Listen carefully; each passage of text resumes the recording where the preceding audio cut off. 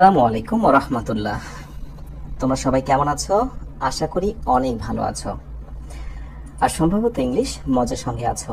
English মজার নিয়মিত আয়োজন চলছে, বেসিক ইংলিশ গ্রামারের আয়োজন। আলহামদুলিল্লাহ, শুকরিয়া মহান আল্লাহর কাছে যে আমরা ডে 3-তে এসে গেছি এক এক করে। আর তাদের কাছে অনেক বেশি আনন্দ লাগছে যারা এক এক করে 3টি ক্লাসে অ্যাটেন্ড হতে পেরেছো। এ আমাদের এক বিশাল জার্নি, অনেক দিনের জার্নি, এটা চলতে থাকবে। আমরা শিখতে থাকবো অনেক কিছু। তো ক্লাসটি শুরু করার পূর্বে প্রাথমিকভাবেই কয়েকটি বিষয় স্মরণ করে দিই। সাথে খাতা নিয়ে ক্লাসটি করতে বসতে হবে। দুই কালারের কলম থাকতে হবে। মোস্ট ইম্পর্টেন্ট নোটগুলো কালারিং কলম দিয়ে একটু নোট করে নিতে হবে। ওকে, সো আমাকে ঠিক মতো শোনা যাচ্ছে কিনা, কোনো প্রবলেম রয়েছে কিনা তোমরা আমাকে একটু জানাতে পারো। আমাকে কি তোমরা শুনতে পাচ্ছ? Is everything is clear to you? Okay, অনেক অনেক দূর থেকে, কুয়েত থেকে অনেক দূর থেকে শুকরিয়া মহান আল্লাহর কাছে যে আমরা সবাই একত্রিত হতে পেরেছি। ওয়েল, তো ডে 3-তে আমরা প্রবেশ করব আজকের আলোচনায়। ডে 3, তো আলোচনাটি শুরু করার পূর্বে বলা দরকার আমরা যেহেতু বেসিক গ্রামার শিখছি, সো বেসিক গ্রামার শেখার মধ্য দিয়ে আমরা ইংলিশের ভিতটাকে স্ট্রং করছি। অ্যান্ড অবভিয়াসলি অনেকের স্বপ্ন থাকে যদি ইংরেজিতে কথা বলতে পারি তাহলে it will be better for me, এটা আমার জন্য খুব ভালো হয়। তো যাদের স্বপ্ন হচ্ছে ইংরেজিতে কথা বলা তাদের জন্য আমার একটি চাপ। এবার আমরা মূল আলোচনায় চলে যাব। ওকে, সো আমরা ডে 3-তে এসে রাইট নাও এখান থেকে শুরু করি আমরা। ওকে, সো আমরা একটু রিভিউ করি যে এখন অবধি পর্যন্ত আমরা কি কি শিখলাম। নাম্বার 1, ফার্স্টে কিন্তু আমরা লেটার শিখেছি, মনে আছে? আমরা কিন্তু লেটার শিখেছি একেবারে প্রথম দিন। লেটারের মোটামুটি খুঁটিনাটি বিষয়গুলো জেনে ফেলেছি। অ্যান্ড লেটারের পরের স্টেপটা কি? লেটারের পরের স্টেপে এসে আমরা শিখেছি ওয়ার্ড, মনে হচ্ছে? লেটারের পরের স্টেপটা হচ্ছে ওয়ার্ড। এবং এই ওয়ার্ড আলোচনা করতে যে আমরা কিন্তু বলেছি যে ওয়ার্ড যখনই আমরা শিখব সেখানে কিন্তু বেশি করে গুরুত্ব দেব নাউন, ভার্ব, অ্যাডজেক্টিভ এবং হলো অ্যাডভার্ব। ওকে, এবং তোমাদের কি মনে আছে যখন আমি বললাম যে ওয়ার্ড যখন আমরা কোনো শিখতে যাব, কোনো ওয়ার্ড মুখস্থ করব, তখনই কিন্তু প্রতিটি ওয়ার্ডকে আমরা এই 4টি ফরম্যাটে ভাগ করে শিখব। মনে আছে এইগুলোর আমরা কি নাম দিয়েছিলাম? এগুলোর নাম ডিরাইভেটিভস, মনে আছে? ডিরাইভেটিভস। ওকে, সো এইভাবে করে আমরা শিখব। ওকে, সো লেটার শেষ হলো, ওয়ার্ড শেষ হলো। এবার পরের স্টেপ যেটা আমাদের চলে আসে সেটি হলো সেন্টেন্স। রাইট, আজকে আমরা কথা বলবো যে টপিকটি নিয়ে সেটি হলো সেন্টেন্স। একটু নড়ে সরে বসো, বিকজ আজকের লেসনটি বলা যেতে পারে গ্রামারের খুবই গুরুত্বপূর্ণ বিষয়। এটা একেবারে সবার জন্যই সমহারে ইম্পর্টেন্ট। যারা বেসিক বোঝো না তাদের জন্য, এন্ড অবভিয়াসলি একেবারে হায়ার লেভেলে চলে গেছো, বিসিএস প্রিপারেশন হতে পারে, অ্যাডমিশন হতে পারে, সেন্টেন্স মেকিং এর ব্যাপার আসতে পারে, ট্রান্সলেশন আসতে পারে। In every sector sentence is a must condition. খুবই গুরুত্বপূর্ণ একটি টপিক হচ্ছে সেন্টেন্স। রাইট, সেন্টেন্সের বাংলাটা কি? সেন্টেন্সের বাংলা হচ্ছে বাক্য। রাইট, আমরা কিন্তু ছোটবেলায় বাক্য রচনা করা শিখেছি, একটা ওয়ার্ডকে দিয়ে একটা সেন্টেন্স তৈরি করা শিখেছি। লাইক আমি ছোটবেলায় একটু তোমাদেরকে ফিরিয়ে নিয়ে যাই, ছোটবেলায় ফিরে নিয়ে গেলাম। তো ছোটবেলায় তোমাদেরকে শেখানো হয়েছিল এরকম যে পেন দিয়ে বাক্য রচনা করো। তো ছোটবেলায় এইভাবে শেখানো হতো যে it is a pen. Fantastic, খুবই মজার। এরপরে বলা হলো ডগ দিয়ে একটি বাক্য রচনা করো, একটি সেন্টেন্স তৈরি করো। এই হলো সেন্টেন্স, একটি সেন্টেন্স তৈরি করো। তাহলে তোমাকে শেখানো হয়েছে প্রত্যেকটাতেই তুমি ব্যবহার করতে পারবে ইট ইজ আ ডগ। খুব মজা। ইভেন আমিও ছোটবেলায় এভাবে আমার স্টার্টিংটা হয়েছিল, সেন্টেন্স বা বাক্য রচনা আমি ইংরেজিতে এইভাবে করতাম। আমাকে শেখানো হয়েছিল যে ইট ইজ দিয়ে শুরু করবে, আর যেটা দিতে বলা হয়েছে সেটা শুধু লাস্টে বসিয়ে দেবে, ঝামেলা শেষ। ওকে, ডান। বাট সমস্যা হচ্ছে ম্যান দিয়ে যদি বাক্য রচনা তোমাকে করতে বলে বা ম্যান দিয়ে তোমাকে একটি সেন্টেন্স তৈরি করতে বলে, তো এই জায়গাটায় ইট ইজ আ ম্যান, তুমি কি এটা বলতে পারবে? ইট ইজ আ ম্যান, একবার ভেবে দেখো, তুমি কি ইট ইজ আ ম্যান বলতে পারবে? না। অনেকে বুঝে ফেলেছে, অনেকের ভাবনা আচ্ছা পেন একটি জড় বিষয়বস্তু, তাহলে ইট বলা যেতে পারে। ডগ যার বুদ্ধি নেই, নন হিউম্যান, যা মানুষ নয়, জড় বুদ্ধি সম্পন্ন, তাহলে সেখানে ইট ব্যবহার করা যেতে পারে। ইতর প্রাণী, বুদ্ধি নেই, ইট ব্যবহার করা যেতে পারে। কিন্তু একটা মানুষ যার প্রাণ আছে, আমি তুমি, এক্ষেত্রে কি ইট ব্যবহার করা যায়? আমার মনে হয় যে এমন কেউ নেই যে এটা তোমরা ভুলটা ধরতে পারছো না। প্রত্যেকে বুঝে গেছো যে এই জায়গায় আর যাই হোক ইট ব্যবহার করা যাবে না, রাইট? সো এই জায়গাটা যদি আমি এখন ফাঁকা রাখি এবং ফাঁকা রেখে যদি দুইটা অপশন দিই, একটা হচ্ছে ইট, আরেকটা হচ্ছে হি, আরেকটা হলো শি, লাইক আমরা একেবারে বেসিক নিয়ে কথা বলছি, তাহলে ইট যে হবে না তুমি এটা বুঝে গেছো, রাইট? ইট যে হবে না তুমি বুঝে গেছো, বিকজ ম্যানকে আমি ইট বলতে পারি না। এখন প্রশ্ন হচ্ছে আমি কি হি নেব নাকি শি নেব? অবশ্যই আমি হি নেব, বিকজ আমি ম্যান বলেছি, আমি তো ওই ম্যান বা মহিলা বলিনি। সো যখনই পুরুষ মানুষকে বোঝাচ্ছি তখনই সেখানে কি দিচ্ছি? হি দিচ্ছি। দিস ইজ কল্ড বেসিক জ্ঞান, একেবারে তোমার প্রারম্ভিক জ্ঞান বলতে এটাই বোঝানো হয়। তাহলে এই পাশের যে বিষয়গুলো, দিস ইজ কল্ড ওয়ার্ড। আর এই যে পূর্ণাঙ্গ বড় বড় আরো সাথে কিছু ওয়ার্ড লাগালাম, ইট একটা ওয়ার্ড, ইজ একটা ওয়ার্ড, এ একটা ওয়ার্ড, পেন একটা ওয়ার্ড, ইজ ইকুয়াল টু এই সবটুকু নাম হয়ে গেল সেন্টেন্স। তাহলে বলা যেতে পারে যে এক সূত্রে গাঁথা লেটার, ওয়ার্ড এবং সেন্টেন্স। ইংলিশটা হচ্ছে জাস্ট লাইক আ স্পাইডার ওয়েব, অনেকটা মাকড়সার জালের মতো, মাকড়সার জালের মতো। একটা জিনিস না শিখলে আরেকটাতে তুমি ধাক্কা খাবে। তুমি যদি লেটারের ফাংশনটা ভালো করে না বোঝো তাহলে ওয়ার্ড এসে সমস্যা ফেস করবে, ওয়ার্ডটা ভালো করে না ক্লিয়ার হলে তুমি সেন্টেন্সের সমস্যা ফেস করবে, এন্ড অবভিয়াসলি সেন্টেন্সের সমস্যা থাকলে পরবর্তীতে আরো অনেক লেসন আছে, ইংরেজির অনেক আলোচ্য বিষয় আছে যেখানে তোমার সমস্যা হবে। আমাদের বেসিকের সমস্যাটা এখান থেকে শুরু, যেহেতু গোড়াতে আমাদের প্রবলেম, লাইক এই জন্য আমি একেবারে ছোট জায়গা থেকে শুরু করেছি। আজকে আমরা সেন্টেন্স নিয়ে কথা বলবো, আই মিন বাক্য। আমি যদি বাক্যকে সংজ্ঞায়িত করি, একটু ভালো করে বোঝো, সেন্টেন্স মূলত আমাদের কথার পূর্ণাঙ্গ অভিব্যক্তি। এটা একেবারে সাধারণ সংজ্ঞা, হয়তোবা তুমি কোনো গ্রামার ওইভাবে পাবে না। সেন্টেন্স হলো আমাদের কথার পূর্ণাঙ্গ অভিব্যক্তি। পূর্ণাঙ্গ মানে কি? ইট ইজ আ পেন বললে কথাটা ক্লিয়ার হয়ে যায়। ইট ইজ আ পেন, এটা একটা কলম। কিন্তু আমি যদি শুধু পেন বলি তাহলে কি পূর্ণাঙ্গ হয়? না। কলম, কলমটা কি? কার কলম? কেমন কালার? সো ওয়ার্ড কিন্তু পূর্ণাঙ্গ কিছু নয়, বরং সেন্টেন্স হচ্ছে একজন মানুষের মনের কথাকে পূর্ণাঙ্গভাবে বলার একটি মাধ্যম। তার মানে একজন মানুষ যখন বড় হয় তখন তার পূর্ণাঙ্গতা আসে সে বাক্য বলার মাধ্যমে, সেন্টেন্স বলার মাধ্যমে। আর যখন একজন মানুষ বলবো না, একটা শিশু, তার জীবনের শুরুটা কিন্তু ওয়ার্ড দিয়ে হয়, ছোট ছোট একটা একটা করে ওয়ার্ড বলে, মা, বাবা, ভাই, এরকম। বাট আমি তুমি আমার এই স্টেজে এসে মা, বাবা, ভাই, বোন এরকম বললে কিছু মানাবে? নেভার। সো আমাকে বলতে হবে তুমি আমার মা, সে আমার বাবা, আমি বাবাকে অনেক ভালোবাসি। তার মানে সেন্টেন্স হচ্ছে ওয়ার্ডের একটি বড় রূপ। ভালো করে বুঝে নাও, সেন্টেন্স হচ্ছে ওয়ার্ডের একটি বড় রূপ। তার মানে লেটার, ওয়ার্ড এবং সেন্টেন্স, এদের মধ্যে সবচাইতে জুনিয়র কে বলতো? মানে সবচাইতে ছোট কে? লেটার। তার থেকে বড় কে? ওয়ার্ড। বলতো ওয়ার্ডের থেকে বড় কে? Sentence, right? এইভাবে সিকোয়েন্স ওয়াইজ আমরা শিখে যাব। তো সেন্টেন্স নিয়ে আমরা আজকে কথা বলবো। আমরা মনের যত কথা বলি সেগুলোই তো বেসিক্যালি সেন্টেন্স। এখন আমি তোমাকে যদি বলি যে আমরা আসলে কত রকমের কথা বলি, আমরা কত রকমের কথা বলতে পারি, সেই বিষয়টা নিয়ে আজকে আমরা কথা বলবো। তো সরাসরি আমরা এখন চলে যাব নিট বইটা, যারা নিয়ে ফেলেছো নিট বইটা খুলে ফেলো। এই বইয়ের আমরা এক এক করে শুরু করেছি। আসলে কি, একটা বই সাথে না থাকলে পড়া খুব মুশকিল হয়ে যায়। সো লেটার আমরা শেষ করেছি, লেটার অ্যালফাবেট শেষ করেছি, ওয়ার্ডটা মোটামুটি বুঝে ফেলেছি, এন্ড দেন আমরা আজকে আলোচনা শুরু করব সেন্টেন্স, রাইট?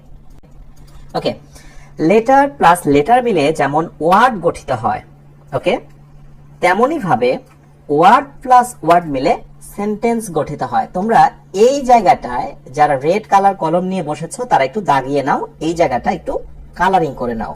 তার মানে বোঝা হয়ে গেল লেটার ওয়ার্ড প্লাস ওয়ার্ড মিলে হলো সেন্টেন্স। ওকে, সহজ কথায় সেন্টেন্স হলো এ সেট অফ ওয়ার্ডস বা ওয়ার্ডের সমাহার। তার মানে একটা সেন্টেন্সের ভিতরে কিন্তু অনেকগুলো ওয়ার্ড থাকতে পারে, অনেকগুলো ওয়ার্ড থাকতে পারে। সেন্টেন্স মানে অনেকগুলো ওয়ার্ডের সমাহার, এ সেট অফ ওয়ার্ডস, ওয়ার্ডের সমাহার, অনেকগুলো ওয়ার্ড মিলে একটা সেন্টেন্স। সেন্টেন্সের যদি আমরা সাবলীল একটি সংজ্ঞার কথা বলি, সেন্টেন্সটা কি? বাক্যটা কি? এক বা একের অধিক ওয়ার্ড একত্রে বসে একত্রে বসতে হবে, কিন্তু যদি মনের ভাব সুন্দরভাবে প্রকাশ করে, মনের ভাবটা কিন্তু সুন্দরভাবে প্রকাশ করতে হতে হবে। সো মনের ভাব সুন্দরভাবে প্রকাশ, এই জায়গাটা একটু রেড করো, বিকজ এটি হলো সেন্টেন্সের সবচাইতে মূল কথা। মনের ভাব যদি সুন্দরভাবে প্রকাশ না করে তাহলে কিন্তু সেটি বাক্য হবে না, সেটি সেন্টেন্স হবে না। তুমি কখনো বলতে পারো না I saw a dead cow walking on the street. ভালো করে বুঝো, তুমি কি কখনো এই কথাটি বলতে পারবে? I saw a dead cow, আমি একটি মৃত মরা গরুকে দেখেছিলাম, ওয়াকিং অন দ্য স্ট্রিট। তোমরা একটু ভালো করে বুঝে নাও, এই যে বাক্যটা আমি দিলাম I saw a dead cow, আমি একটি মরা গরুকে দেখেছিলাম, ওয়াকিং অন দ্য স্ট্রিট, রাস্তার উপর দিয়ে হেঁটে যাচ্ছিল। আমাকে বলো তো, এটি কি কখনো সম্ভব? একটি মৃত গরু, একটি মরা গরু কখনো রাস্তা হাঁটতে পারে? পারে না। তাহলে সেন্টেন্সটি কিন্তু তার যোগ্যতা হারিয়েছে। আমরা বাংলা ক্ষেত্রে যারা বাংলা গ্রামার বুঝি তারা কিন্তু জানি যে একটি আদর্শ বাক্যের, একটি সেন্টেন্সের বাংলা ক্ষেত্রে তিনটি গুণাবলী: যোগ্যতা, আসক্তি, আকাঙ্ক্ষা। তেমনি ভাবে এখানে যোগ্যতার ঘাটতি ঘটে গেল, কোনোভাবে আমরা এটি বলতে পারি না। সো মনের ভাব সুন্দরভাবে প্রকাশ করতে হবে, সেন্টেন্সটিকে যথাযথ মনে হতে হবে। সো আমি এটার পাশে লিখে দিলাম ইনকারেক্ট। ওয়েল, সো মনের ভাব সুন্দরভাবে প্রকাশ করতে হবে, তবেই তাকে সেন্টেন্স বলে। Sentence is a group of word that gives a complete thought. Complete থটে আন্ডারলাইন করো। মনের ভাব সুন্দরভাবে প্রকাশ করবে এবং সেটি হবে কমপ্লিট থট, পূর্ণাঙ্গ চিন্তা হবে। একটা কথা বলতে বলতেই লাস্টে আর কিছুই বললাম না, তাহলে কিন্তু সেটা শেষ হবে না। লাইক আমি যদি বলি যে হোয়েন আই মেট, এইখানে ডট ডট রেখে দিলাম, এটি কিন্তু কোনো বাক্য নয়, এটি কিন্তু কোনো সেন্টেন্স নয়, কারণ এরপরে একটি কথা থেকে যায় যখন আমি সাক্ষাৎ করেছিলাম। সেন্টেন্স হতে গেলে সেখানে একটি পূর্ণাঙ্গতা আসতে হবে, কিছু একটা আসতে হবে। সো কমপ্লিট থট হতে হবে, মনের ভাব সুন্দরভাবে প্রকাশ করতে হবে, তাহলে কিন্তু সেটা কি হবে? সেন্টেন্স হবে। খালি বললেই হবে না এটা সেন্টেন্স কিনা। ওকে, এবারে আমরা কিছু এক্সাম্পল দেখব। যেমন আমি যদি বলি Sumi reached home safely, Sumi নিরাপদে বাড়ি পৌঁছেছিল। ওকে, এখানে তোমরা সুমিতে আন্ডারলাইন করো। সুমি, এটা কিন্তু বাক্য, এটা একটি বাক্য এবং তার সুন্দর একটি অর্থ আছে। সুমি নিরাপদে বাড়ি পৌঁছেছিল। ওকে, শি ওয়েন্ট টু মার্কেট, সে বাজারে গিয়েছিল, এটাও সাবজেক্ট, এটা সাধারণ একটি বাক্য, সে বাজারে গিয়েছিল। ডান। স্লিপ অন দ্য ফ্লোর, মেঝেতে ঘুমাও। স্লিপ অন দ্য ফ্লোর, মেঝেতে ঘুমাও। এবার একটু লক্ষ্য করে দেখো, আগের দুইটা বাক্যতে কিন্তু একটা করে সাবজেক্ট ছিল, মানে ব্যক্তি ছিল, কাজ যিনি করছে ওই ব্যক্তিটার নাম উল্লেখ ছিল। কিন্তু দেখো তো, এই যে পরের যে বাক্যটা আমি বললাম স্লিপ অন দ্য ফ্লোর, মেঝেতে ঘুমাও, এই বাক্যে কি কোনো সাবজেক্ট আছে? রহিম মেঝেতে ঘুমাও, করিম মেঝেতে ঘুমাও, এরকম কোনো সাবজেক্ট আছে? নেই। তাহলে এই বাক্যটাতে তোমরা একটু আন্ডারলাইন করবে।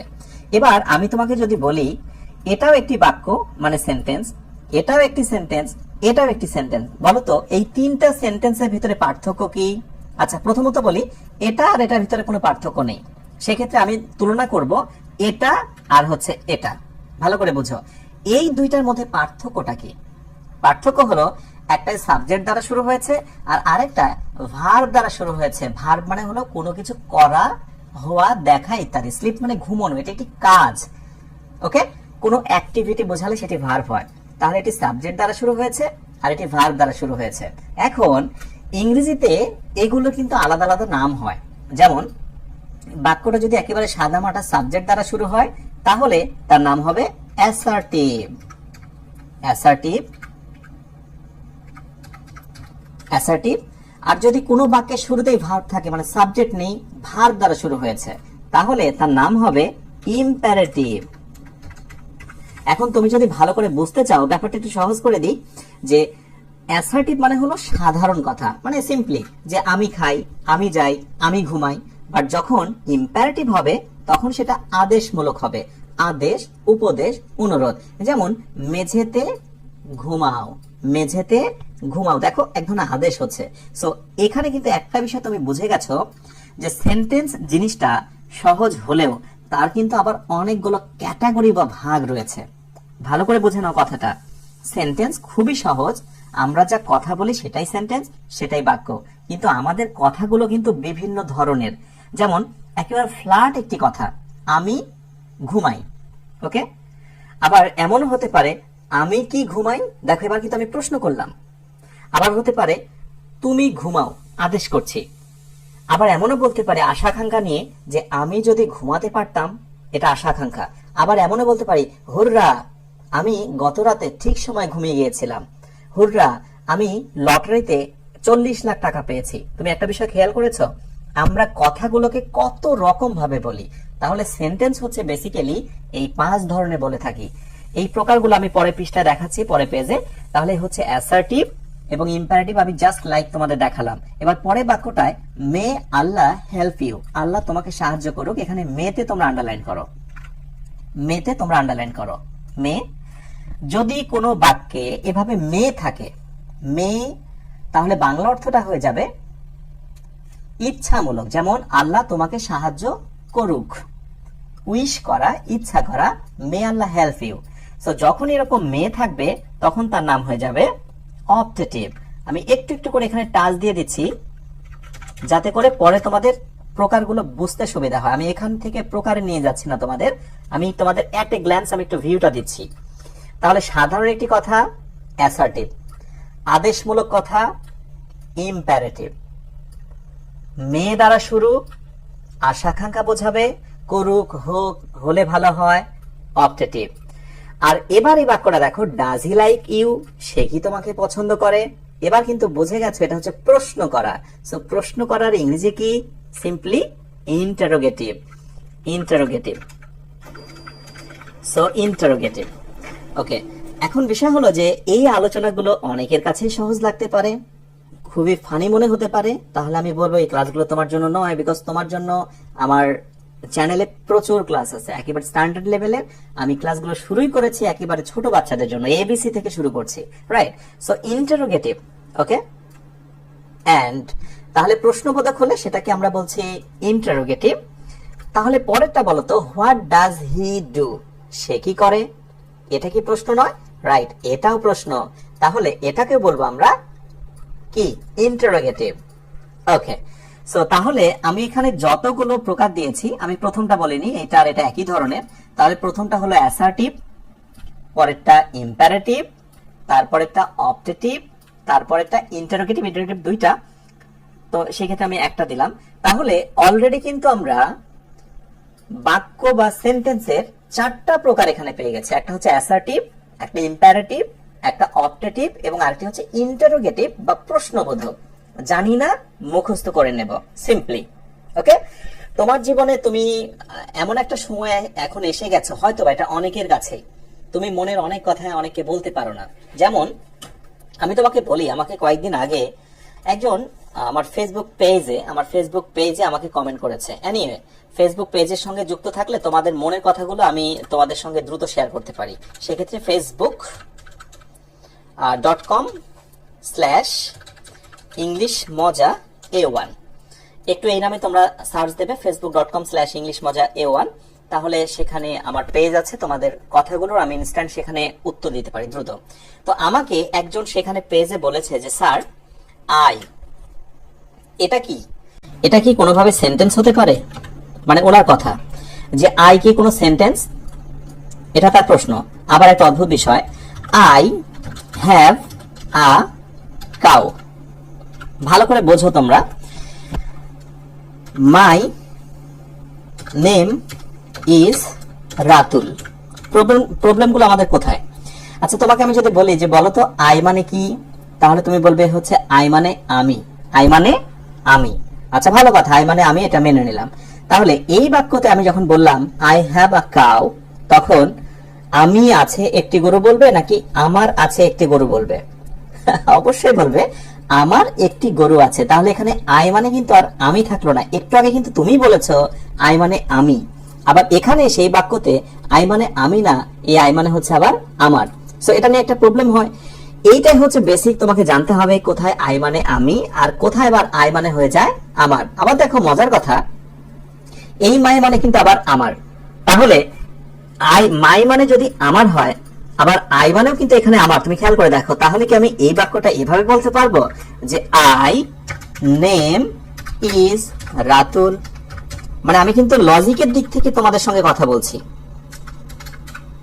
একজন স্টুডেন্টের এটা হচ্ছে প্রশ্ন, তাহলে দেখো তার ভেতরে কত ছোট ছোট জিজ্ঞাসা রয়েছে যেগুলো সে কাউকে কোনোদিন করতে পারেনি, বাট আমাকে করতে পেরেছে।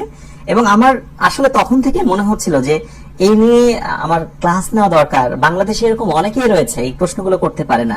আই মানে আমি, কিন্তু এখানে হয়ে গেল আই মানে আমার। আবার দেখো এখানে মাই মানে কি আমার, তাহলে মায়ের পরিবর্তে কিন্তু আমি আর আই দিতে পারছি না যে I name is Ratul. Is it possible? Never. So এই জিনিসগুলো তোমাকে বুঝতে হবে, কনসেপ্টটা ক্লিয়ার করতে হবে, তাহলে তোমার বেসিকটা স্ট্রং হবে, এন্ড দেন ইংরেজির বড় বড় জিনিসগুলো তুমি ইজিলি ধরতে পারবে। তো আই যে একটি সেন্টেন্স নয় সেটি নিঃসন্দেহে তোমরা বুঝে গেছো, যে বিকজ একটি ওয়ার্ড দিয়ে কখনো একটি সেন্টেন্স হয় না। তবে একটি ওয়ার্ড দিয়ে যে হয় না তা না, একটু পরে আমি দেখাবো ব্যতিক্রম দুই একটি রয়েছে। আই মানে আমি, কিভাবে এটি সেন্টেন্স হয় বলো তো? এটি হতে পারে আয়ের সঙ্গে যদি বলতাম আই অ্যাম আ স্টুডেন্ট, তাহলে হয়তো বা সেটি সেন্টেন্স হতো, রাইট? এই যে যেমন আই হ্যাভ আ কাউ, এটি একটি সেন্টেন্স হয়েছে। সো এটি কোনোভাবে সেন্টেন্স নয়। এমন অসংখ্য প্রশ্ন তোমাদের রয়েছে, এই প্রশ্নগুলো করার প্ল্যাটফর্ম হচ্ছে এটি। আর তার জন্য তুমি সিম্পলি facebook.com/englishmoja1 এ কানেক্ট হতে পারো। ওয়েল, আমরা যেখানে ছিলাম, সেন্টেন্স তাহলে কত প্রকার? আমরা অলরেডি পেয়েছি 4 প্রকার। প্রকারগুলো একটু দেখে নিই। অ্যাসার্টিভ, ইম্পারেটিভ, অপটেটিভ আর ইন্টারোগেটিভ। আরেকটা ধরনের আমরা কথা বলি, সেই এক্সাম্পলটা আমি এখানে দেইনি। সেটা কোনটা সেটা একটু আমি দিয়ে দিই। যেমন আমরা এরকম কিন্তু একটা কথা বলি যে হুররা, হুররা একটা চিহ্ন, I have won the game, I have won the game। তোমাকে এখন জানতে হবে না যে আমি এখানে কেন উইন না দিয়ে ওন দিলাম, আয়ের পরে কেন হ্যাভ বসছে হ্যাজ না বসে। এগুলো তুমি এমনি শিখতে পারবে আমার ক্লাসগুলোতে। বেসিক থেকে যেতে থাকি আমরা। দেখা যাক, হুররা আনন্দ কিনা, রাইট? সো যখনই এই চিহ্নটা চলে আসবে, এই চিহ্নটা চলে আসবে, তখনই তাকে আমরা বলবো exclamatory, exclamatory, right? So exclamatory, right, like this. তাহলে এই চিহ্ন যখনই থাকবে তখনই আমরা সেটাকে বলবো বিস্ময়, হঠাৎ চমকে যাওয়া কোনো কাহিনীতে আমরা হুররা আনন্দ, অ্যালাস দুঃখ, রাইট? তাহলে অলরেডি আমি তোমাকে একটা ভিউ দেখাতে যাচ্ছি যে আমরা যে সেন্টেন্স নিয়ে কথা বলছি তা হচ্ছে মূলত 5 ধরনের। একটি অ্যাসার্টিভ, একবারে সাধারণ কথা। ইম্পারেটিভ, ভার্ব দ্বারা শুরু হবে, আদেশমূলক কথা, ঘুমাও, আসো। অপটেটিভ, হলে ভালো হতো, তোমার জন্য করি, এমনটি হোক, ওকে, মে দ্বারা শুরু। ইন্টারোগেটিভ, একটা প্রশ্ন, প্রশ্ন ভাব। এক্সক্লেমেটরি, একটি বিস্ময়, বিস্ময় ভাব, বিস্ময়সূচক চিহ্ন। ক্লিয়ার? আমি এত কঠিন আলোচনা তোমাদের করতে পারি যে হয়তোবা তোমরা অনেকে ধরতে পারবে না, কিন্তু লাভ কি? আমি তো বেসিক দিয়ে নিয়ে কাজ করছি, am I right? সো এখানে আসি এবার। লক্ষণীয়, গ্রামারের নিয়ম মেনে ওপরের প্রতিটি বাক্যতে একের অধিক ওয়ার্ড বসে প্রত্যেকটি এক একটি সেন্টেন্স হয়েছে, রাইট? এগুলো সেন্টেন্স হয়ে গেছে, আমরা এটা মেনে নিয়েছি, ডান। এবার আসো অজানা কথায়। সো যারা বই নিয়ে বসে গেছো, অজানা কথাতে একটু দারুণ করে দাগিয়ে নাও, বিকজ এখানে 3টে ইনফরমেশন তোমাকে ভালো করে জানতে হবে। নাম্বার 1, প্রতিটি সেন্টেন্সে কমপক্ষে একটি করে মেইন ভার্ব থাকা বাধ্যতামূলক। ইয়েস, একটা গুরুত্বপূর্ণ তথ্য আমরা পেয়ে গেলাম। সেন্টেন্স হলো এমন একটি বিষয় যার ভিতরে কমপক্ষে একটা করে মেইন ভার্ব থাকা দরকার। কি থাকা দরকার? ভার্ব থাকা দরকার। এখানে যতগুলো আমরা সেন্টেন্স পেয়েছি, যে ধরনেরই সেন্টেন্স হোক না কেন, যে প্রকারেরই সেন্টেন্স হোক না কেন, আমার কোনো আপত্তি নেই, কিন্তু এখানে একটা করে মেইন ভার্ব থাকবে। মেইন ভার্ব থাকবেই। Went, sleep, help, like, on, সবগুলোতে একটা করে মেইন ভার্ব থাকবে। সো আমি বলবো অজানা কথার এই লাইনের মেইন ভার্বে তোমরা একটু দাগিয়ে নাও সুন্দর করে, যে প্রতিটি সেন্টেন্সের একটা গুরুত্বপূর্ণ পয়েন্ট হলো সেখানে একটি মেইন ভার্ব থাকতে হবে। প্রতিটা জিনিস একটা কন্ডিশন থাকে না? যেমন বিয়ের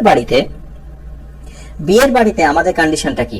কমপক্ষে বর কনে থাকার পরে আরেকটি কন্ডিশন হচ্ছে সেখানে একজন কাজী থাকতে হবে যিনি বিয়ের কাজটি সম্পন্ন করবেন, রাইট?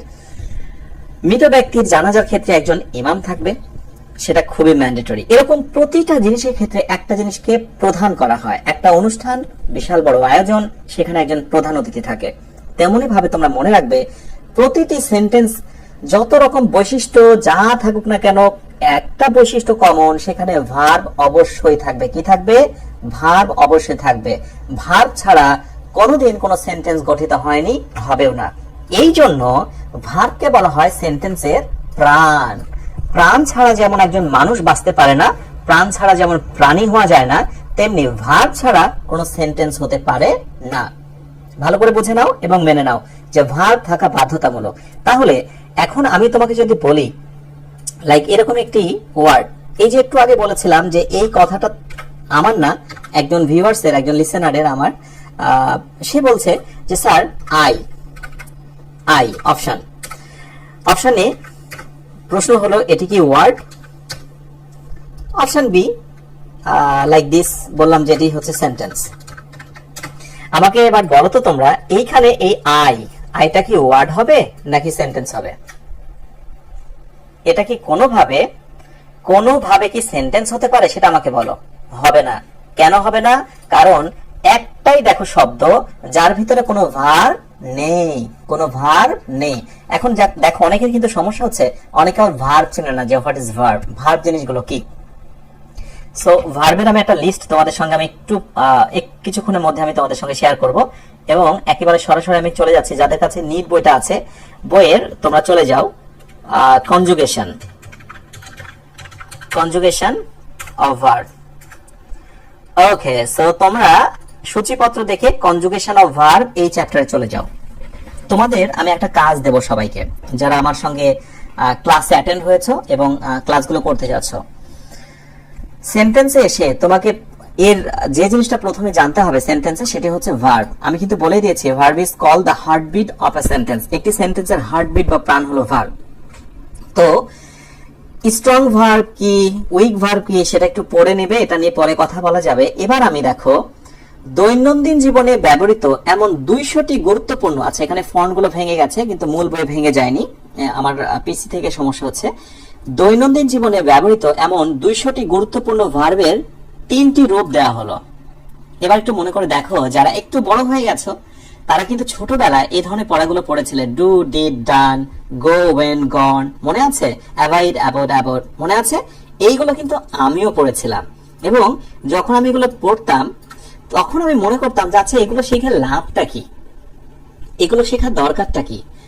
তো আসলে এটা যে কি দরকারি একটা জিনিস, আমি 200টা দিয়েছি। যদি কোনো স্টুডেন্ট মনে করে যে আমি ইংরেজিতে ভালো করতে চাই, ইংরেজি গ্রামার বুঝতে চাই, ট্রান্সলেশন করতে চাই, ফ্রি হ্যান্ডে লিখতে চাই, তাহলে তার জীবনে এই 200টি অসংখ্য ভার্ব আছে। তার ভিতর থেকে শুধুমাত্র বেছে বেছে আমি 200টা দিয়েছি। যদি কোনো স্টুডেন্ট মনে করে যে আমি ইংরেজিতে ভালো করতে চাই, ইংরেজি গ্রামার বুঝতে চাই, ট্রান্সলেশন করতে চাই, ফ্রি হ্যান্ডে লিখতে চাই, তাহলে তার জীবনে এই 200টি অসংখ্য ভার্ব আছে। তার ভিতর থেকে শুধুমাত্র বেছে বেছে আমি 200টি দিয়েছি। তাহলে এবার একটু ভেবে দেখো তারা কতটা গুরুত্বপূর্ণ। তোমার কাজ হচ্ছে এখানে যে 200টি আছে টার্গেট নেবে, প্রতিদিন, বেশি না, প্রতিদিন 20টা করে মুখস্থ করার চেষ্টা করবে। আমি জানি এর ভিতরে অনেকগুলো তোমার মুখস্থই আছে, যেমন অ্যাভয়েড, অ্যাবোড। তোমাকে বুঝতে হবে না যে এইগুলো ব্যবহার কি, আমি তোমাকে শেখাবো যেগুলো কোথায় কাজে লাগে। দেখো আমি জীবনে প্রথমে যখন এগুলো শিখেছিলাম তখন কিন্তু আমি জানতাম না যে কোথায় কাজে লাগবে, পাগলের মতো আমি শিখে গেছি। পাগল কি করে? কোনো কিছু না জেনেই করে। তো তোমাকে জানতে হবে না, তুমি না জেনে না বুঝে 200টা ভার্ব জাস্ট খালি দেখে নাও। আমি কিন্তু তোমাকে মুখস্থ করতে বলবো না। প্রতিদিন 20টা করে, এই যে 3টা ফর্ম আছে, 20টা করে, এক থেকে প্ল্যানিং করে 20টা করে টার্গেট নাও, এবং প্রত্যেকটা হাতে গুনে গুনে কমপক্ষে 20 বার করে পড়বা। কিভাবে? অ্যাভয়েড, অ্যাবোড। এভাবে তোমাকে মুখস্থ করতে হবে না। তুমি যদি বলো যে আমি মুখস্থ করব, তাহলে কিন্তু ইংরেজি তোমার কাছে ভয়ের কারণ মনে হবে। তোমার কাজ হচ্ছে মুখ দিয়ে শুধু দেখে 20 বার বলা। ওকে, তোমার কাজ হচ্ছে শুধুমাত্র 20 বার বলা। এবার 20 বার বললে যে কি হবে সেটা মনে হয় বুঝে ফেলেছো। তো তোমার কাজ হচ্ছে 1 থেকে শুরু করে 20 পর্যন্ত সবগুলো বাংলা অর্থটা বুঝে 3টা ফর্ম মুখস্থ করা। আমি ছোটবেলায় যখন এগুলো পড়তাম আমি নিজেও ভাবতাম যে আসলে এগুলো কি কাজে লাগবে জানো? এবার তোমাকে আমি একটা ছোট্ট একবার রিয়েল এক্সাম্পল দিই তোমাদের। এই যে এখন লকডাউন চলছে, লকডাউনে চারিদিকে অর্থের অভাব, দারিদ্রতা একেবারে চরম অবস্থায় পৌঁছে গেছে। তো তুমি কি জানো যে এই অবস্থা, লকডাউনের এই মুহূর্তেও কারা একটু ভালো আছে? তারাই একটু ভালো আছে যারা লকডাউনের আগে, যখন স্বাভাবিক আমরা একটি পৃথিবীতে ছিলাম, স্বাভাবিক বাংলাদেশে আমরা যখন ছিলাম, তখন যারা পরিশ্রম করে কিছু টাকা সঞ্চয় করে রেখেছিল, ওই টাকাটা এখন তারা খরচ করতে পারছে। ওকে, সো আমি এটাকে এইভাবে বলবো, আজকে তোমার এই ছোট ছোট জিনিসগুলো মুখস্থ করা পরবর্তী জীবনে ইংরেজি শেখার ক্ষেত্রে একটি দারুণ সঞ্চয় হিসেবে কাজ করবে। একটি সেন্টেন্সের ভিতরে ওয়ার্ড দেখলেই তুমি চিনতে পারবে, এটাই কিন্তু সবচেয়ে মজা পাওয়ার বিষয়। সো আমি মনে করি ভোকাবুলারি হচ্ছে একটি সঞ্চয়, যেটা তোমার ইংরেজি পড়ার ব্যাপারটাকে অনেক বেশি ইজি করে দেবে, ইংরেজি ভাষাটাকে তোমার কাছে ইজি করে দেবে। একটা সেন্টেন্সে তোমার যদি 10টি ওয়ার্ড থাকে আর তুমি যদি 8টির মানে না জানো, তাহলে তোমার কাছে মনে হবে ও বাপরে কি কঠিন একটা জিনিস। সো ভোকাবুলারি খুবই মজার একটি জিনিস, জাস্ট দেখতে হবে, দেখতে থাকো। সো টার্গেট নিয়ে নাও, 20টা করে প্রতিদিন দেখবে। এই 200টা তোমরা অবশ্যই প্ল্যানিং করে শেষ করবে। 20টা করে যদি মনে হয় যে না খুব ইজি মনে হচ্ছে, তাহলে তোমরা আরেকটু বেশি করে বাড়িয়ে নাও, 30টা 40টা করে নিয়ে নাও। ওকে, সো এই 200টা একেবারে স্মার্ট ভোকাবুলারি কি বলে নিডে যেগুলো দিয়েছি কমপ্লিট করো। বাড়াবাড়ি আমি কিছু দেইনি। এই 200টি পড়ার পর তোমার জীবনে তুমি যখন একটা পর্যায়ে চলে যাবে, তখন দেখবে আরো অনেক ভাব তুমি এমনি মুখস্থ করতে পারছো। যেমন আমি আমার জীবনের শুরুতে এই 200টি পড়েছিলাম, অযথা কিছু নয়, বাট এখন কিন্তু শুধু 200টার মধ্যে সীমাবদ্ধ নেই, এখন আমি আবিষ্কার করতে শিখেছি। ঠিক আছে, সো তোমাকে আমি তৈরি করে দিচ্ছি, তুমি নিজে একসময় আবিষ্কার করতে পারবে। সো এটি তোমার জন্য আমি একটি জাস্ট হোমওয়ার্ক দিয়ে দিলাম। এবার আমি দেখবো তোমরা কারা আমার অনুগত স্টুডেন্ট, যারা হচ্ছে আমাকে মেসেজ করবে যে স্যার পড়া হয়ে গেছে। ঠিক আছে, এবারে আমরা মূল আলোচনায় চলে যাব, যেখানে আমরা আলোচনায় ছিলাম। একবারে প্রথমে চলে যাব লেটারের যেখানে আলোচনা করছিলাম। ঠিক আছে, চলে আসি। রাইট, ওকে। সো বলছিলাম যে সেন্টেন্সে মেইন ভার্ব অবশ্যই থাকা দরকার, আর এই কারণে আমি সেখানে তোমাদের নিয়ে গেছিলাম ভার্বটা মুখস্থ করতে হবে। নাম্বার 2তে এসে একমাত্র ইম্পারেটিভ সেন্টেন্স ছাড়া সকল সেন্টেন্সে একটি সাবজেক্ট থাকা বাধ্যতামূলক। আচ্ছা, আমি যখন ইম্পারেটিভ বললাম, ইম্পারেটিভ একটু আন্ডারলাইন করো বা গোল চিহ্ন দিয়ে দাও। আমি যখন ইম্পারেটিভ বললাম, তোমার মাথায় কি একটা বিষয় ভেসে উঠছে যে আচ্ছা ইম্পারেটিভ জিনিসটা কি? যদি ইম্পারেটিভ বলার সঙ্গে সঙ্গে তোমার মাথায় এটা ভেসে না ওঠে যে ইম্পারেটিভ মানেই হলো ভার্ব দ্বারা শুরু, একটু আমরা আগে চলে যাই। স্যার বলেছিল ইম্পারেটিভ মানে সেখানে কি দ্বারা শুরু হবে? ভার্ব দ্বারা শুরু হবে। বিস্তারিত আমার পরবর্তীতে নিয়মগুলো রয়েছে। সো ইম্পারেটিভ সেন্টেন্সে কি থাকে না? সাবজেক্ট থাকে না। সকল ধরনের সেন্টেন্সে সাবজেক্ট থাকে, শুধুমাত্র ইম্পারেটিভ সেন্টেন্স ছাড়া। আচ্ছা দেখো তো, এখানে সাবজেক্ট ছিল, এখানে সাবজেক্ট ছিল, এখানে সাবজেক্ট ছিল, এখানে ছিল। দেখো তো ইম্পারেটিভে কোনো ব্যক্তি, কোনো সাবজেক্ট আছে? নেই। জাস্ট জেনে নাও, মেনে নাও।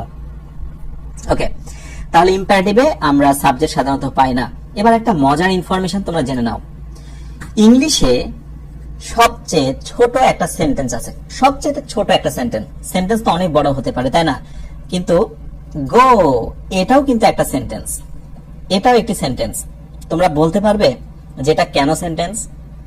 দেখি একটু আমাকে কমেন্টে জানাও তো, কেউ কি প্রুভ করতে পারবে যে গোটাকে আমরা কেন সেন্টেন্স বলছি, কেন এটাকে আমরা ওয়ার্ড বলছি না?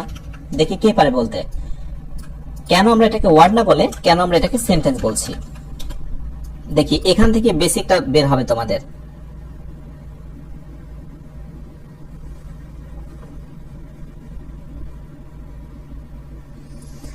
কুইক কুইক একটু দেখি। শাহিন হোসেন, রাইট, আমাদের সঙ্গে আছো। সাদিয়া, ওকে। কুইক দেখি আমাকে তোমরা বলো যে গোটা এখানে কেন সেন্টেন্স হলো, কেন ওয়ার্ড হলো না? দেখি বলো। এর ভিতর দিয়ে তোমাদের বেসিকটা স্ট্রং হবে। সুন্দর সুন্দর সুন্দর। কবির হোসেন হৃদয় বলছে এখানে ইউ উজ্জ আছে। আচ্ছা ঠিক আছে, গোইজ আ ভার্ব আছে। এনামুল হক মুন্না, রাইট, ওকে, ফ্যান্টাস্টিক। এবার আমি তোমাদের একটা বিষয় বলি, আনসার আমি পেয়ে গেছি। আমি তোমাদের তো বলি যে আসলে এতগুলো কমেন্ট পড়া সম্ভব নয়। লাইক গো হচ্ছে এখানে একটি সেন্টেন্স। কেন সেন্টেন্স জানো?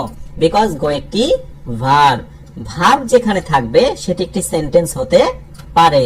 তাহলে আমাকে বলো তো, আমি যদি বলি লাইক এরকম বললাম যে এগ, এগ মানে কি? ডিম। ওকে, বলো তো এই এগ, এটি কি ওয়ার্ড নাকি একটি সেন্টেন্স? এটা কি ওয়ার্ড হবে নাকি সেন্টেন্স হবে? আচ্ছা আমি বলে দিই, তোমাদের সময় দেব না। সেটি হলো এগ এখানে হলো ওয়ার্ড। কেন বলো তো? বিকজ এগ মানে হলো ডিম। এটি কোনো ভার্ব না, এটি একটি শব্দ, এটি একটি ওয়ার্ড। কিন্তু গো এটি একটি ভার্ব, এটি একটি ভার্ব। সুতরাং ভার্ব হলে সেটি একটি সেন্টেন্স হতে পারে। সেন্টেন্স মানে সেখানে একটি ভার্ব থাকতে হবে। এটিকে আমরা সেন্টেন্স বলতে পারবো না, বিকজ এখানে কোনো ভার্ব নেই। ক্লিয়ার? সো মোটামুটি বুঝে নিয়েছো যে ওয়ার্ড এবং সেন্টেন্সের ভিতরে মৌলিক পার্থক্যের প্রথম একটি বিষয় হলো সেন্টেন্সের ভিতরে অবশ্যই একটি কি থাকবে? ভার্ব থাকবে। ক্লিয়ার? ওকে, এবারে কাইন্ডস অফ সেন্টেন্স, যেটা নিয়ে অলরেডি আমরা কথা বলে ফেলেছি। কাইন্ডস অফ সেন্টেন্স নিয়ে আমরা অনেক কথা বলেছি। তো এই পর্যায়ে তোমাদের একটা গুরুত্বপূর্ণ আমি তথ্য দিই, তথ্য বলা যেতে পারে, বা সেন্টেন্স লাইক দিস তোমরা একটা নোট করে নিতে পারো। দ্য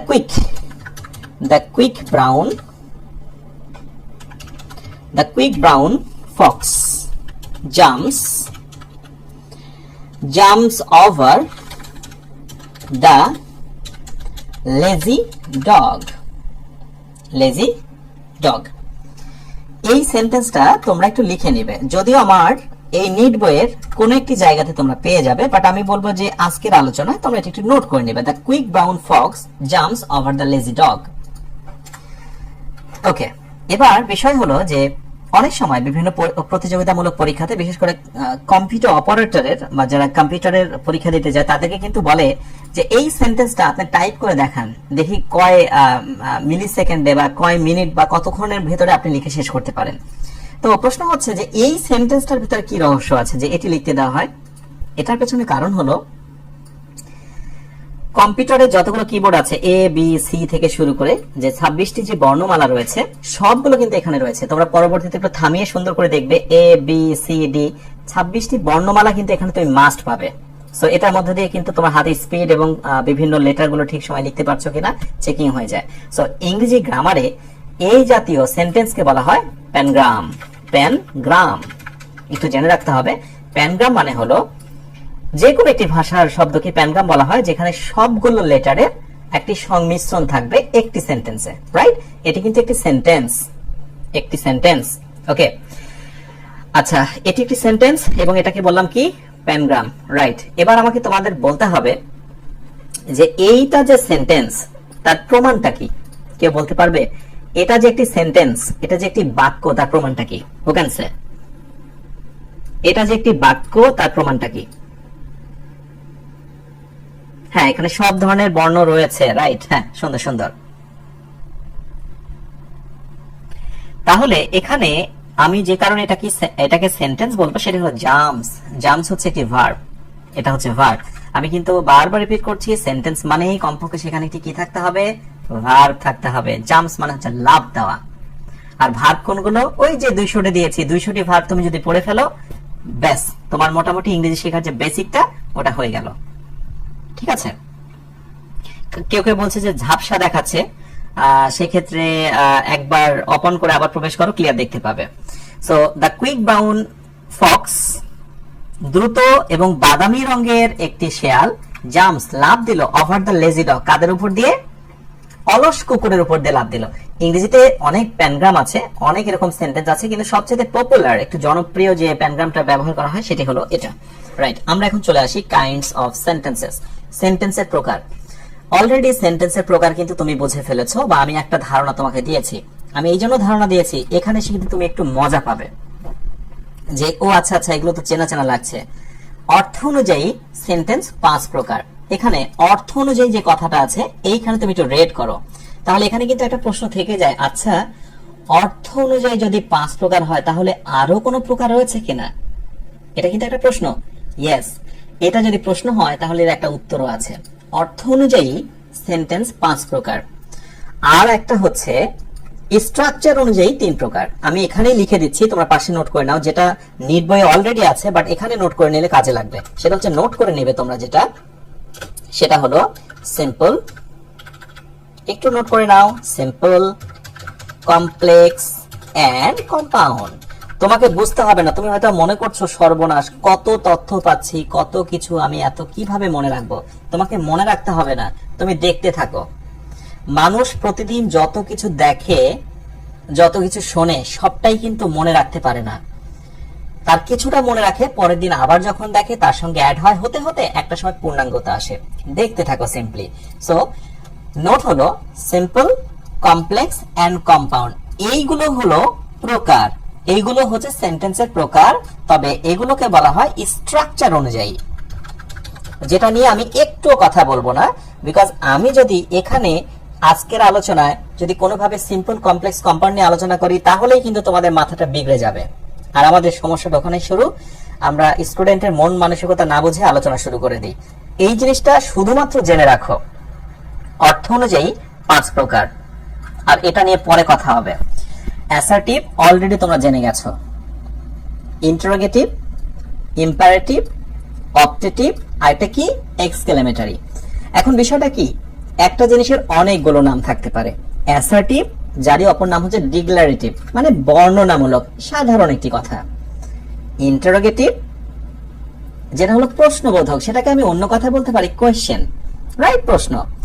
ইম্পারেটিভ, আদেশমূলক, সেটাকে আমি বলতে পারি কমান্ড, কোনো সমস্যা আছে। অপটেটিভ, আশাকাঙ্ক্ষামূলক। এন্ড এক্সক্লেমেটরি, এক্সক্লেমেটরি মানে কি, জাস্ট বিস্ময়, রাইট। এবার এই সবগুলোর পাশে আমি ছোট ছোট করে একটা নোট দিয়ে দেব, নোটগুলো তোমরা একটু দেখো, নিট বইয়ের পাশে কিন্তু তোমাদের লেখার জায়গা আছে, ওই লেখার জায়গাটা একটু নোট করে নাও। সেটা হলো সাবজেক্ট, একটা ভার্ব, তারপরে ইএক্সটি এক্সটেনশন মানে বাকি অংশ, ভয় পাওয়ার দরকার নেই যে বাবা এটা আবার কি শিখলাম। একটা সাবজেক্ট, একটা ভার্ব, একটা এক্সটেনশন, আর লাস্টে আমি লিখে দিব full stop, right, full stop. এই ফুল স্টপটায় আমি একটু রেড করে দেব, বিকজ অ্যাসার্টিভ সেন্টেন্স চেনার অন্যতম একটি দারুণ লক্ষণ বা বৈশিষ্ট্য হলো এখানে একটি ফুল স্টপ থাকবে। ডান। ইন্টারোগেটিভ, ইন্টারোগেটিভ আমি কিছু লিখবো না, একেবারে সবার শেষে একটা চিহ্ন দিয়ে দেব এবং এই চিহ্নটাতে আমি রেড করে দেব। ডান। তাহলে বুঝে নিলাম ইন্টারোগেটিভ সেন্টেন্স মানেই সেখানে এই চিহ্নটা থাকবেই, থাকবেই। পৃথিবীতে এমন কোনো বাক্য নেই যে সেটা ইন্টারোগেটিভ অথচ এই চিহ্ন নাই। তার মানে এই একটা চিহ্ন দেখলেই আমরা বুঝে নেব যে বাক্যটা, সেই সেন্টেন্সটা হচ্ছে ইন্টারোগেটিভ। অতএব ডান। এবার আসো ইম্পারেটিভ। ইম্পারেটিভের ক্ষেত্রে প্রথমত শুরুতেই থাকবে ভার্ব, শুরুতে কি থাকবে, ভার্ব থাকবে। ওকে, ভার্ব না থেকে কোনো কোনো সময় লেট থাকতে পারে, যদিও লেট কিন্তু একটা ভার্ব, লেট থাকতে পারে, অথবা থাকতে পারে PLEASE প্লিজ, অথবা থাকতে পারে কাইন্ডলি। যদি কোনো বাক্যের শুরুতে, কোনো সেন্টেন্সের শুরুতে ভার্ব থাকে, লেট থাকে, প্লিজ থাকে বা কাইন্ডলি থাকে, তাহলে তাকে আমরা কি বলবো, এটাকে আমি রেড করে দিচ্ছি, বিকজ এটি আমার চেনার মূল লক্ষণ, তার নাম হচ্ছে ইম্পারেটিভ। ডান।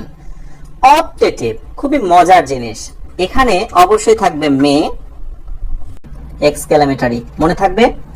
যদি এরপরে মনে না থাকে আমি তোমাকে কি বলবো বলো, এই চিহ্ন মানেই তার নাম কি, এক্সক্লেমেটরি। চিহ্ন দেখেই আমরা পৃথিবীর বেশিরভাগ জিনিস কিন্তু চিনে ফেলি। চিহ্ন, সিম্বল খুবই গুরুত্বপূর্ণ একটি বিষয়। লাইক ওই যে যখন তুমি ফোনের ফার্স্টে তুমি যখন হচ্ছে ইন্টারফেসে আসো, ফোনটা অন করলে কন্টাক্ট কোনটা, তারপরে ফেসবুক কোনটা, তারপরে তোমার ইউটিউবিং কোনটা, তুমি কিন্তু নিচে লেখা খেয়াল করো না, তুমি দেখো ওই যে একটা সিম্বল আছে না ইউটিউবও, আচ্ছা আচ্ছা রেড কালার, ভিতরে একটু ত্রিভুজ আকৃতির চিহ্ন, ওটাই হচ্ছে ইউটিউবের চিহ্ন, রাইট। সো এই হলো বিষয় যে কিছু চিহ্ন দেখে বুঝে নিতে হবে। সো এক্সক্লেমেটরি মানে এই চিহ্ন। ডান। অপটেটিভ মানে মে অথবা লং, ভার্ব দ্বারা শুরু হলে বা এগুলো থাকলে তার নাম ইম্পারেটিভ, কোয়েশ্চেন মার্ক থাকলে তার নাম ইন্টারোগেটিভ, আর সাবজেক্ট, ভার্ব, বাকি অংশ লাস্টে ফুল স্টপ, তার নাম কি হবে, assertive.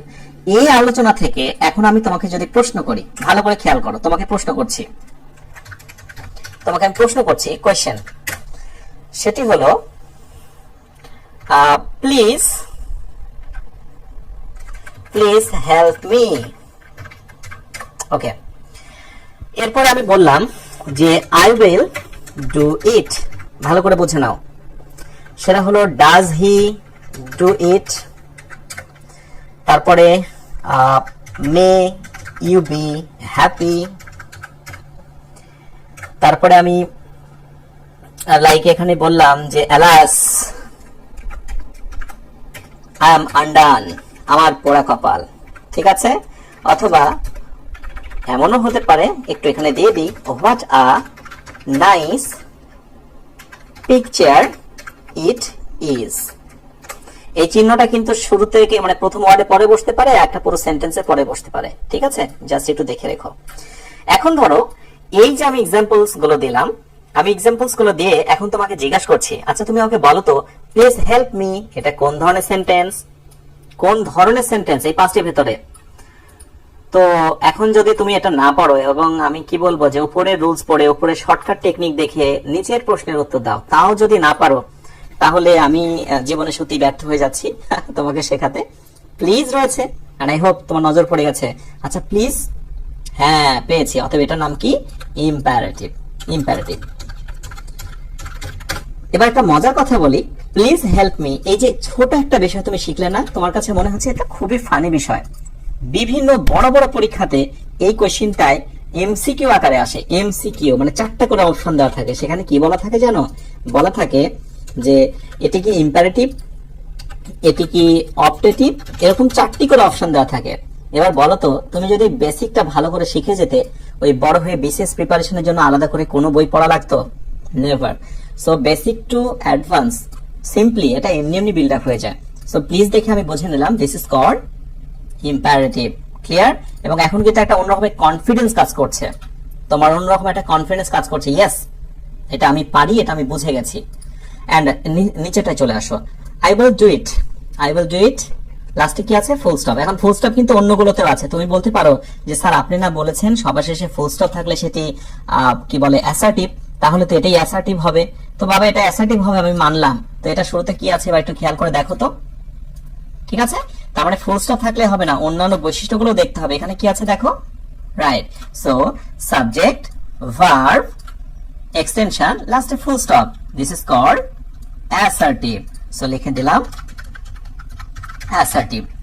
Done. Clear? And does he do it, তোমার কি অনেক ভাবার দরকার আছে? দেখো তো চিহ্নটা কি? প্রশ্নবোধক, তাহলে এটার নাম কি? ইন্টারোগেটিভ। আর তুমি বাংলা বুঝলে তো পেরেই যাবে, সে কি এটা করে? প্রশ্ন প্রশ্ন ভাব, তাই না? So this is question or interrogative. ঠিক আছে। May you be happy. May you be happy, এটি কি বাক্য? এটি কি সেন্টেন্স? মে আছে, অতএব কোনো কথা নেই। লং লিভ দ্য কিং, আমরা এরকম বলতে পারি, long live the king. May you be happy, may you prosper in life, right? So may রয়েছে, it's optative. Optative sentence. Optative sentence. And last হচ্ছে অ্যালাস। লাস্ট হচ্ছে অ্যালাস, আই এম আনডান। এবার আমাকে বলো তো এই চিহ্ন দেখে তুমি কি বলবে? এক্সক্লামেটরি। খুবই সিম্পল বাক্য, এক্সক্লামেটরি। এন্ড আরেকটা আছে, সেটা ওই পেজে চলে গেছে, আমি একটু নিয়ে নিই। সেটি হলো what a nice picture it is. চিহ্ন আছে না, অতএব চিহ্ন থাকলে কি হবে? এক্সক্লামেটরি হবে। কয়টি দিলাম এক্সক্লামেটরি? 2টা। এবার একটা মজার কোশ্চেন করি তোমাদের, just like IQ test. IQ test means হচ্ছে ইন্টেলেকচুয়াল কোয়েশ্চেন, একটু বুদ্ধিদীপ্ত একটি কোয়েশ্চেন, ঠিক আছে? কোয়েশ্চেনটা হচ্ছে, একটু ভালো করে তোমরা একটু বুঝে নেবে, সেটি হলো alas I am undone. Alas I am undone, অ্যালাসের নিচে আন্ডারলাইন করে প্রশ্ন করা হচ্ছে এটি কি? Option A interjection, okay. Option B তে বলা হলো যে এটি হলো এক্সক্লামেটরি। এক্সক্লামেটরি, ওকে। অ্যালাসের নিচে আন্ডারলাইন করে বলা হলো যে এটি কি ইন্টারজেকশন নাকি এটি হলো এক্সক্লামেটরি। এবার দেখি আমি তোমাদের কমেন্ট গুলো দেখবো কি অবস্থা। কুইক ঝটপট আনসার করো। এই আইকিউ টেস্টের অ্যালাস আই এম আনডান, এই আন্ডারলাইন করা অংশটুকুকে আমরা কি বলতে পারি? আন্ডারলাইনটা বেসিক্যালি এই পর্যন্ত হবে, এই চিহ্ন পর্যন্ত হবে। দেখা যাক কি অবস্থা। ওকে ফাইন, এক্সক্লামেটরি বলছে, অনেকে অনেক অনেক কথা বলছে। 9টায় কি ডেইলি ক্লাস? না, আমাদের ক্লাস হচ্ছে শনি, সোম এবং বুধ, শনিবার, সোমবার এবং বুধবার রাত্রি 9টায়, রাইট? ওকে, সো এবার ওকে দেখো অনেকে এ দিচ্ছে বি দিচ্ছে, তোমরা যারা কমেন্ট খেয়াল করছো দেখো, তার মানে কারো কারো কিন্তু ঠিক হচ্ছে, কারো ভুল হচ্ছে।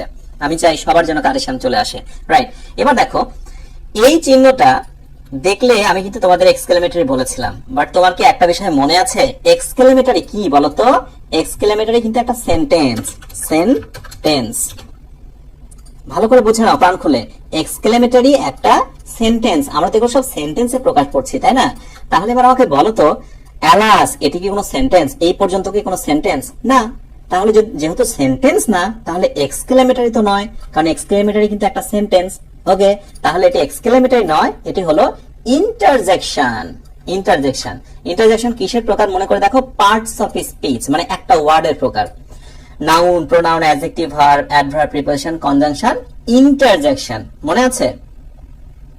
ইন্টারজেকশন হচ্ছে এই ওয়ার্ডটা, মানে একটা ওয়ার্ডকে যখন আলাদা করে বলা হয়, this is called interjection.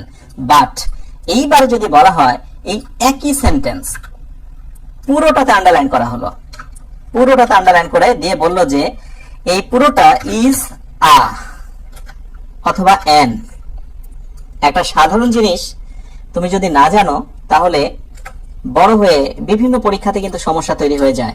So বলছে যে এই আন্ডারলাইন করা পুরো অংশটুকুকে আমরা কি বলতে পারি? এবার মনে হয় আর তোমাদের সমস্যা হবে না। পুরো অংশ এই চিহ্ন আছে, বুঝে ফেলেছি, এটা হচ্ছে এক্সক্লেমেটরি সেন্টেন্স, আর এটি হচ্ছে একটি ওয়ার্ড, তাই এটার নাম ইন্টারজেকশন।